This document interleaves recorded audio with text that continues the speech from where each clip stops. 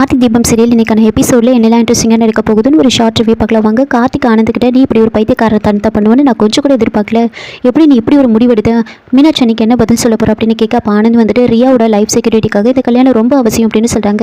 அப்போ கார்த்திக் வந்துட்டு மீனாட்சி அண்ணியோட வாழ்க்கை என்ன ஆகுறது, ஏன் நீ இப்படி பண்ண, இந்த விஷயம் மட்டும் வீட்டுக்கு தெரிஞ்சால் எல்லாரும் எவ்வளோ கஷ்டப்படுவாங்கன்னு தெரியுமா, வெளியில் தெரிஞ்சால் அவ்வளோ அசிங்கம் அப்படின்னு சொல்ல, அப்போ ஆனந்த் வந்துட்டு அது அசிங்கன்னு சொல்லாத அப்படின்னு சொல்கிறாங்க. பின்ன இது அசிங்கம் இல்லாமல் வேறு என்ன, உனக்கு ஏற்கனவே கல்யாணம் ஆகிடுச்சு, அவங்களுக்கும் கல்யாணம் ஆகி டிவோர்ஸ் ஆகிடுச்சு, ரெண்டு பேரும் கல்யாணம் பண்ணியிருக்கீங்க, இது அசிங்கம் இல்லாமல் உனக்கு கௌரவமாக தெரியுதா அப்படின்னு சொல்ல, அப்போ ஆனந்த் வந்துட்டு இங்கே பாருங்கள் என்னோட பர்சனல் லைஃப்பில் நீங்கள் தலையிடாதீங்க அப்படின்னு சொல்கிறாங்க. அப்போ கார்த்திக் வந்துட்டு நீ என்கிட்ட என்ன சொன்ன, ரியாவோட ஹஸ்பண்ட் வந்து எங்களோட லவ் பற்றி தெரிஞ்சு அவர் வந்து ரொம்ப டார்ச்சர் பண்ணுறாரு அப்படின்னு தானே சொன்னேன், ஆனால் அது உண்மை கிடையாது. அவர் வந்து ஒரு மிடில் கிளாஸ் ஃபேமிலி, அவர் வந்து ஐடியில் ஒர்க் பண்ணுறாரு.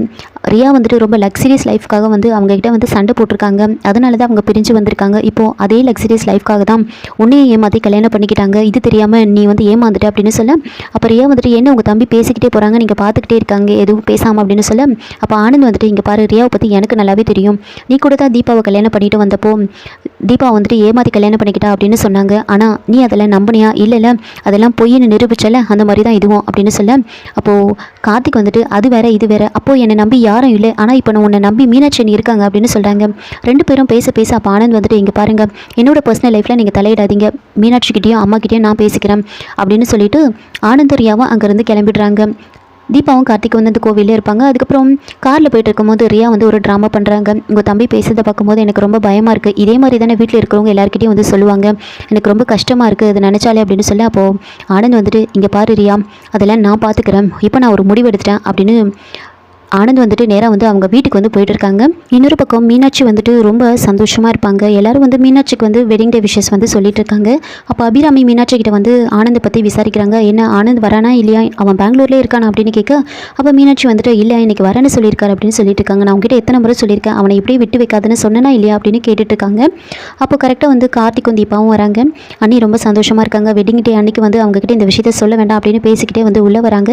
அப்போ அபிராமி வந்துட்டு தீபாவும் கார்த்திக்கும் பார்த்துட்டு ஏன் ஒரு மாதிரி இருக்கீங்க அப்படின்னு கேட்க, அதெல்லாம் ஒன்றும் இல்லைம்மா அப்படின்னு சொல்லி சமாளிச்சுட்றாங்க. பின்னாடியே ஆனந்தும் ரியாவும் வராங்க. ஆனந்த் வந்துட்டு ரியா கிட்ட வந்து சொல்கிறாங்க, நான் உள்ளே போயிட்டு மீனாட்சி கிட்டே அம்மா கிட்டே பேசிட்டு அதுக்கப்புறமா உன்னை கூப்பிடுறேன் உள்ள வா அப்படின்னு சொல்லிட்டு உள்ளே வராரு. அப்போது ஆனந்தை பார்த்த உடனே மீனாட்சி ரொம்ப சந்தோஷப்படுறாங்க. வந்த உடனே வந்து ஆனந்துக்கு வந்து விஷ் பண்ணுறாங்க. அப்போ ஆனந்த் வந்துட்டு அதெல்லாம் வேண்டாம் அப்படின்னு சொல்கிறாங்க. உடனே அபிராமி வந்து ஆனந்தை வந்து திட்டுறாங்க. அதுக்கப்புறமா விஷ் பண்ணுறாரு. அதுக்கப்புறம் ரெண்டு பேரும் சேர்ந்து வந்து கேக் கட் பண்ணுறாங்க. மீனாட்சி வந்து ஆனந்துக்கு வந்து கேக் ஊட்டி விடுறாங்க. அதே மாதிரி ஆனந்தை வந்து மீனாட்சிக்கு கேக் ஊட்டி விட சொல்கிறாங்க. அதுக்கப்புறமா மீனாட்சி ஆனந்த் கிட்ட வந்து சரி வாங்க ரெண்டு பேரும் சேர்ந்து ஆசீர்வாதம் வாங்கலாம் அத்தை மாமா கிட்ட அப்படின்னு சொல்ல, அப்போ ஆனந்த் வந்துட்டு இல்லை மீனாட்சி நான் உங்ககிட்ட ஒரு விஷயம் பேசணும் அப்படின்னு சொல்கிறாங்க. உடனே கார்த்திக் வந்துட்டு ஆனந்த் கிட்ட அண்ணா இப்போ சொல்ல வேண்டாம் அப்படின்னு சொல்கிறாங்க. அப்போது ஆனந்த் வந்துட்டு இங்கே பாரு நான் தான் ஏற்கனவே சொன்னல என்னோட பர்சனல் லைஃப்பில் நீங்கள் தலையிடாதீங்க, நான் சொல்ல தான் போகிறேன் அப்படின்னு சொல்ல, கார்த்திக் வேண்டான்னு சொல்லிக்கிட்டே இருக்காங்க. ரெண்டு பேரும் மாற்றி மாற்றி பேசிட்டு இருக்கிறத பார்த்துட்டு மீனாட்சி வந்துட்டு அவர் தான் ஏதோ சொல்ல வராரே சொல்லட்டுமே அப்படின்னு சொல்ல, அப்போது அபிராமி வந்துட்டு என்ன மாற்றி மாற்றி அவன் சொல்ல வேண்டாம்னு சொல்கிறான், நீ சொல்கிற என்ன ஒன்றுமே புரியல அப்படின்னு கேட்க, கார்த்திகோட அப்பா என்ன அருண் மாதிரி இவனும் ஏதாவது ரிசார்ட் வாங்கியிருக்கானா அப்படின்னு கேட்குறாங்க. அப்போ ஆனந்த் வந்துட்டு இல்லை நான் ஒரு முக்கியமான விஷயம் பேசணும் அப்படின்னு ஆனந்த் அந்த விஷயத்தை சொல்கிறதுக்காக வராங்க. இதோட இந்த எபிசோட வந்து முடிச்சிருக்காங்க. என்னோட ரிவ்யூ பிடிச்சிருந்தா லைக் பண்ணுங்கள், மறக்காமல் சப்ஸ்கிரைப் பண்ணுங்கள். தேங்க்யூ.